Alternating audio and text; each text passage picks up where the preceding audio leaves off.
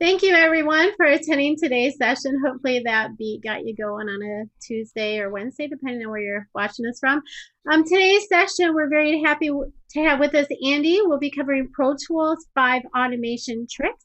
As you know, we are watching this on Zoom and across our social feed, so let us know where you're watching this from. We got someone from the UK already. Thanks. In Ireland, California, New York. Awesome. Shout out. We also have the Zoom. So if you are having an issue in Zoom, please let me know and I will come to you separately in Zoom. Sorry, there is a little bit of audio there. We'll fix that. All done. And I can try to fix your issue. As you know, the session will be recorded and we will post that back to avid.com where you can go back and take a look, especially since I know Andy has a lot to cover in this session. If you are having an issue and you're watching this in Zoom, go ahead also and raise your hand and we'll come to you and try to resolve your issue if you're having one. So Andy, it looks like we've got people dialing in. San Pablo, welcome from San Pablo. Colombia, welcome. Thailand, they're up early just like you are. And woo! I know you have so much to cover. So I'm going to hand this over to you, Andy, because I know it's early morning for you as well. Brilliant. Let's see here. I will get the screen here. Boom. Okay. Dawn, you seeing the tip number 1? Okay. Hopefully I'm sharing my screen correctly. I am. I see everything. Outstanding. Go ahead. All right. So welcome. My name's Andy. Thanks, Dawn.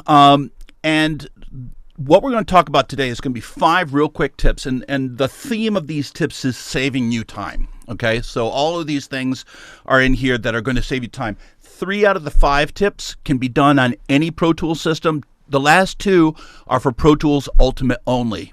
So let's just get started. Tip number 1. Quickly seeing automation playlists. All right, so let's go into Pro Tools. And you can see here, I've got Pro Tools right here, 100 tracks inside of 4 folder tracks. I love folder tracks. So let's go here. Boom. All right, so here is my key 1 sub, and I'm going to do something here. I'm going to throw in a plugin that I know has a lot of parameters. So here's Channel Strip.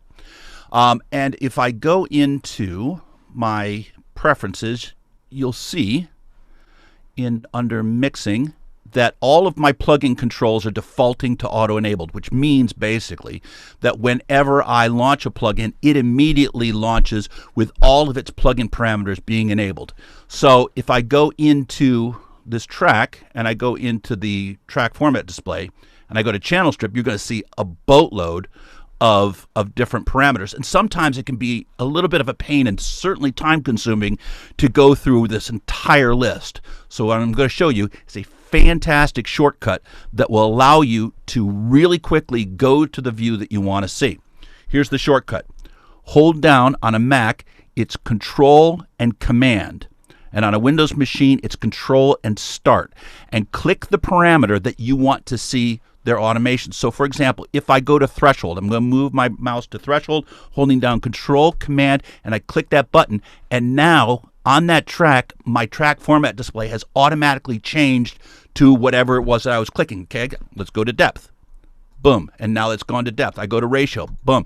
And it immediately changes its parameter that I'm seeing on that track. It gets better. If I want to see left pan, I'm going to click the left pan. Again, I'm holding down Command and Control on my Mac. Boom, there's my left pan. Right pan, I can do that. Right pan if I want to see my volume. boom, I can see my volume automation. And if you want to get back to your normal waveform view, there's even a shortcut for that, holding down Command and Control, and I can click on the track name, boom, and it sends me back to the waveform display, which is your normal display. Now, if you want to change the display on all your tracks, Control, Command, and add Option. And if I click volume, I can see volume, I can see pan, and I can go back to waveform on all of my tracks. So just to take a look at the shortcuts, just to give you a little bit of review. Whoops. Again, it is Control and Command on a Mac, Control and Start on a Windows machine. And again, just click on the parameter that you want to see, and it will change that, so you're not going to waste any time going around in the menus in the track display format. That's tip number 1. There you go. 1 down. Tip number 2, drawing a straight line. And this is something that is deceptively difficult. So let me give you a workflow situation. So here's a situation where I'll change over the Smart Tool, and I'll close this out since I don't need you anymore. So I've got a dip in my volume on a master fader. And I will go over here and I'm going to choose my grabber tool. And if I want to create a straight line from this point over here, if I want to create a straight line that goes, for example, to about bar 107 or maybe 105. So if I go here and I click and drag up and try to get a straight line, it can take quite some time to try to get close. Okay, now I happen to do that pretty well. If you try to get a straight line that goes down to the previous one, again, it's kind of a waste of time. So here's a great shortcut for you. If you hold down Command and Option, and click with the grabber tool, boom, it will immediately create a automation breakpoint that is equal to the previous one. All right, I'm going to undo what I just did. If I hold down Shift and Option and click with the grabber tool, boom, it creates an automation breakpoint that is equal to the next one. So whether you're going to draw a straight line from a previous automation or you're drawing a straight line to the next automation breakpoint, this is a way to get a flat line there. Let me show you the shortcuts there. Here you go. Just if you're taking notes, writing an automation breakpoint to the same value as the previous automation breakpoint, the one to the left, is Command and Option on a Mac or Control and Alt on a Windows machine. If you're going to write to the right one, the next automation breakpoint, it is Shift Option or Shift and Alt on a Windows machine. Again, these are all things that are designed to give us a little bit of extra time to do the actual task of mixing and not worry so much about the specifics of trying to get these tedious things done.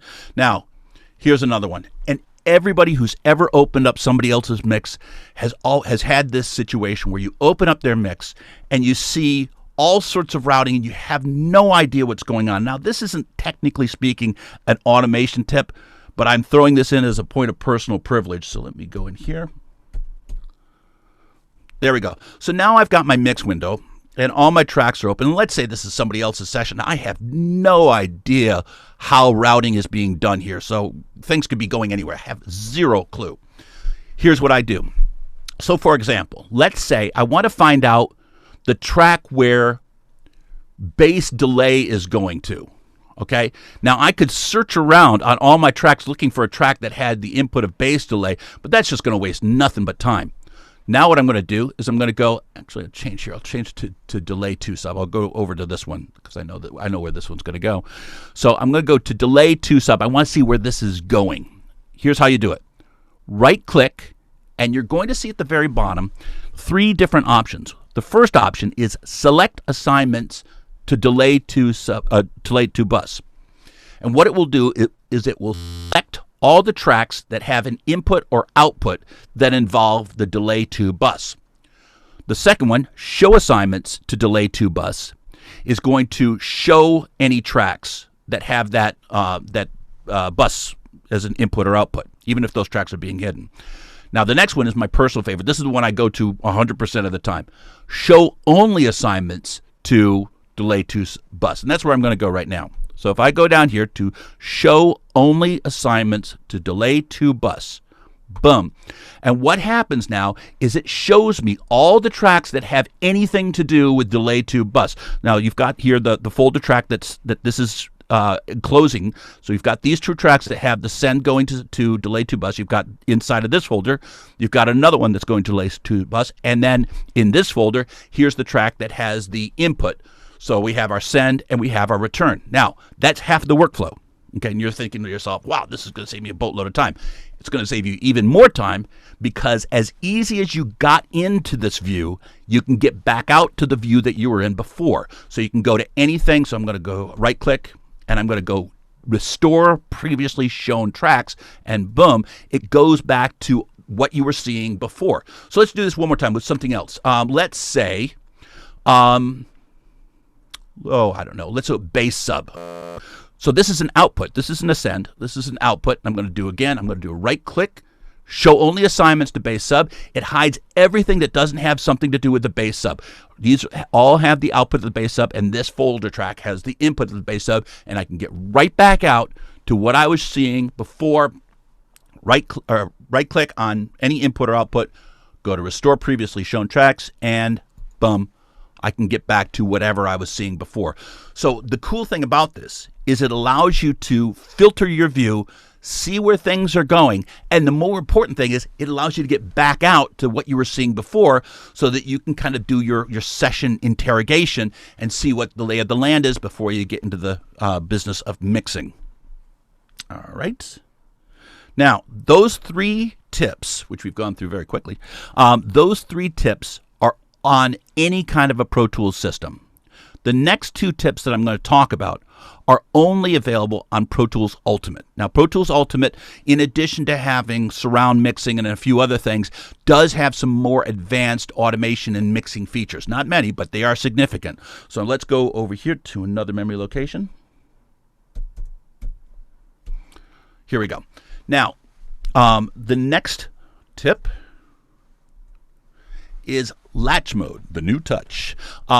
If you talk to people, they usually have an opinion on whether they use touch mode or latch mode predominantly. Now, just to review real quickly, latch mode, when you move a fader, it will write new automation, and then when you let go of that fader, it will stay wherever you left it until you stop playback. With touch mode, when you move a fader, it will auto match back. It will go back to whatever previous automation that we have. And let's just take a real quick look and review that. So right now on this track right here, on the top track, I'm going to open up the output window here, and we'll go here, and I'm going to change this over to touch, okay? So if I start playing back, I'll move this over here. There we go. So if I start playing back, nothing's happening. But if I go to this fader and I start to move, as soon as I touch that fader, it's writing new automation. Now, because it's in touch mode, as soon as I let go, now it jumps back. That jumping back to the previously written automation is a thing called auto match. Okay? Now, I'm going to stop that. I'm going to undo. Let's talk about what auto latch does. So if I go to auto latch and I start playback, the same kind of thing, nothing happens until I touch a parameter, at which point it starts to write new automation. Now, once I start writing that automation, I can move it to whatever I want to, and now I've let go of my control. So both hands are up in the air, I've let go of the control, and it keeps writing that static automation until I hit stop, at which point it just stops writing automation, and you get a brick wall right at that point.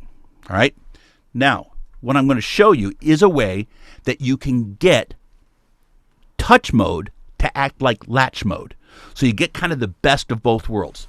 And so let's go over here, and I'll show you a bunch of different ways you can do it. And the first thing I'm going to do is I'm going to open up my automation window real quick, and we'll move it over here. And you'll see right over here that there's a grayed out button called auto match. All right, so what I'm going to do is I'm going to go ahead and start playback, and I'll move this, and then I'll move this one, and I'm writing automation on a whole bunch of different faders.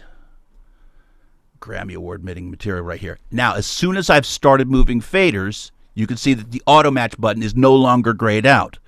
And if I hit auto match, boom, it will now auto match back. It'll glide back to whatever the previously written automation was, just like when you release the control in touch mode. But you know what? And that's great. That's fantastic. But it's a little bit more work than I'm prepared to do. And it's also, there's a bit of flexibility that I'm missing here, because when you hit auto match, it will auto match all the tracks in your session. So I'm going to show you the way that I tend to use it, and it doesn't involve the automation window. So we'll do the same thing that we did before. I'm going to go ahead and start playback, and I'm going to move all my different faders. Again, what a great mix. Fantastic mix. Now, here's the trick. If I hold down Command on a Windows machine or Control Command on a Mac or Control on a Windows machine, and I click the automation selector, what it will do is it will auto match back the track that I clicked. So I'm going to go here. I'm going to click on DX1. Boom, and you can see that one track is auto matched back, but the other ones are still writing. And by the way, if I want to, I could start writing some more automation on that, and it will latch just like normal. So now I'm going to auto match back DX2. Holding down Command, boom, fantastic. I'm going to auto match back 5, boom, auto match back 4, and I haven't stopped playback yet. And I could continue to write more automation anytime I want to. So you can keep on going. Now I've auto-matched back all of them. If I hit stop, you can see there, now I've done a fairly intricate bit of mixing, and I've gotten Pro Tools in Latch Mode to exhibit many of the same kinds of behaviors as Touch Mode does. And this is a way that I work a lot. And in fact, I find myself not using Touch Mode quite as much as I used to, because Latch Mode kind of does it for me, especially when you're ducking down. You just bring it down, and then when you're ready to have it auto match back, boom. Now, there are a couple of other shortcuts, modifiers actually. So if I go over here, and I'm going to move these guys down again.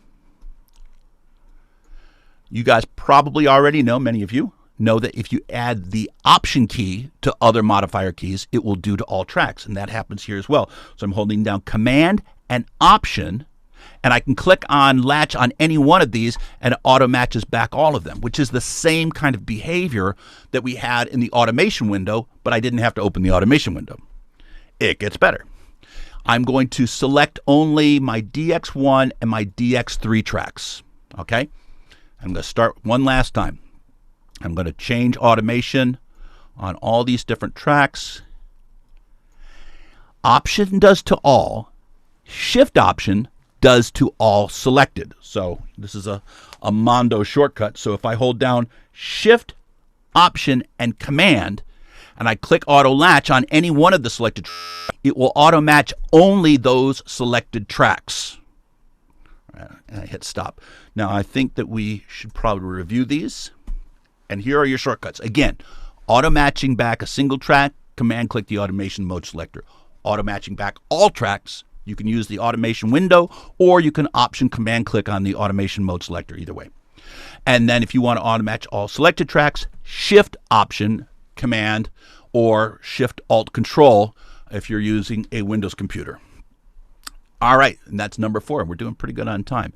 The last one is a tricky bit of automation, and this is something that I get a lot of, and it's a little bit counterintuitive, but stick with me on this. So I'm going to my last memory location. Now, what I've got over here, I'm going to move my zoom controls. There we go. I'm going to put myself in loop playback, right? And I'm going to start playback. Go ahead. There we go. Now, you can see here what we have is a very brief amount of time. So writing automation with touch mode or latch mode, it's looping back faster than I could write automation. So if I go into, for example, into latch mode, if I wanted to write a scene, if I wanted to write some static automation in this whole area, if I do this, it's going to snap back. See, I get all this stuff. It's just not a useful way for me to work. So let's undo that. There has to be a way that I can write static automation here without having the faders snap back each and every time, because what we have isn't working for me. Now, stay with me, because the automation mode that you want to be in to write this snapshot automation of all the automation modes is auto off. So I'm holding down Shift Option to all selected tracks, and I'm going to change the automation mode to off. And you're thinking, Andy, you're insane. There's no way we can write automation in auto mode off. Hold on. So the neat thing about auto off is that your faders will not. Hold on a second. Let me just go ahead and write some automation breakpoints here real quick. There we go. There we go. And let me select another area. That was the reason why that isn't working is because I didn't have any automation breakpoints in here. So let me try that one more time. Once more with feeling. All right, I'll select a different area. There we go. Even quicker. Right. So the nice thing about auto off is that the faders don't jump back. Now you're going to see a blue line to let you know where your faders are right now. That is the composite playlist. And right now you can see I've got little blue lines, but because auto mode is off, it's not writing the faders don't bounce back. Now, here's where you can write. So if you go up to Edit, Automation, Write to Current. Now, in this context, the word current means currently visible. And the currently visible automation is volume. And the shortcut for this is Command and the /. Okay, so the Command and the /. I'm not going to use the menu item because I do know the shortcut. So I'm going to go over here, Command and /, and you can see, boom, it writes that value. Even though I'm not in any kind of an automation mode, it writes that value for that scene. And so now all I need to do is put my tracks back into read, and that automation will change. It gets better. If I wanted to have this automation at another place, these faders are still in that place. So if I wanted to create another area right here, Command and then the /, boom, and I've written that same automation here. Okay, fantastic. This is all good. I'm going to change my automation mode to auto read, and I'm going to change this on all the selected tracks. Great. So now I'm in auto read. Here's what I want, and this is again, if you understand how the automation modes work, this is going to start to make sense. If I click in any area, you can see in auto read the faders will jump to whatever that position is. And now you can make this work to your advantage. I'm going to click here. Now the automation is all at Unity. I'm going to now, what I want to do is I want to take this value and paste it into the center of this selected area, which is going to be really hard for me to do unless I think about this shortcut and how it works. So I put myself in read. I capture, by clicking in this area, I capture the fader position. Then I'm going to turn all of these tracks automation mode to auto off so that their faders don't move. Then I'm going to go in here, select a tiny little area, and again, Command and /, and now I've written that scene or that value in here. And I'm saying scene because I use this a lot in post-production. I use this a lot in music production as well.